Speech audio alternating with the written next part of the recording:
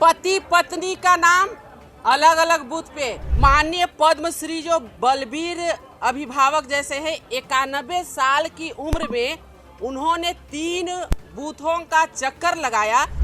और ये सरकार की तो मंशा ही नहीं थी कि वोट हो। ये सरकार ने वोटरों के नाम को इधर उधर करके कितने नाम को गायब कर दिए। माता चंपू देवी वो भी जाती हैं, उनका भी नाम नहीं। देखिए, आज बजट पेश होने का है, लेकिन उसके पहले हम कल के मामले में थोड़ी सी जानकारी देना चाहते हैं, क्योंकि कल पहली बार आपने देखा कि बैलेट पेपर से वोट हुआ। और ये सरकार की तो मंशा ही नहीं थी कि वोट हो।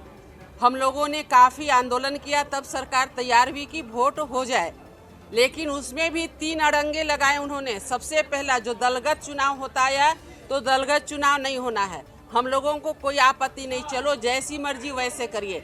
दूसरा आया कि ईवीएम से चुनाव नहीं होगा, उसमें भी कोई आपत्ति नहीं, चलो भाई ईवीएम से चुनाव नहीं होगा, बैलेट पेपर से होगा। फिर आपने ये देखा कि किस प्रकार से ये सरकार ने वोटरों के नाम को इधर उधर करके कितने नाम को गायब कर दिए। आज हमारे पास देखिए एग्जाम्पल है, माननीय पद्मश्री जो बलबीर अभिभावक जैसे हैं, 91 साल की उम्र में उन्होंने 3 बूथों का चक्कर लगाया, लेकिन उनका नाम वोटर लिस्ट में नहीं मिला। बाद में उन्होंने कहा कि हम अपनी लाइफ में पहली बार वोट देने के अधिकार से वंचित रह गए। दूसरा देखिए, हिसाग के 82 वर्षीय अभिभावक अनंत राम जी ने, वो जब गए तो उन्होंने भी देखा कि वोटर लिस्ट में उनका नाम नहीं, वो भी वापस आ गए। 80 वर्षीय अभिभावक माता चंपू देवी वो भी जाती हैं, उनका भी नाम नहीं। ऐसे मेरे पास दर्जनों नहीं सैकड़ों नाम हैं जिनको हमने नोट करके लाया है।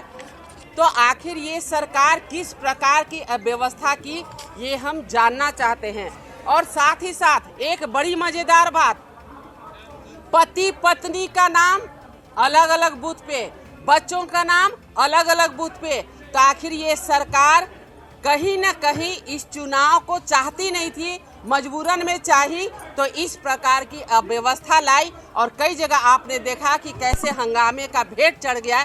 गिरिडीह, चतरा, कई जगह आपने देखा कि वहाँ पर कई जगह है, हम नाम नहीं ले पा रहे, समय कम है इसलिए, कई जगह झड़पें हुई और कहीं न कहीं प्रशासन की मुस्तैदी नहीं थी, या तो हम कहेंगे कि एक पक्ष को आगे बढ़ाने के लिए सबने मदद करने का काम किया। तो ये अव्यवस्था लेकर के भारतीय जनता पार्टी आगे आएगी और सरकार से जवाब मांगने का काम करेगी।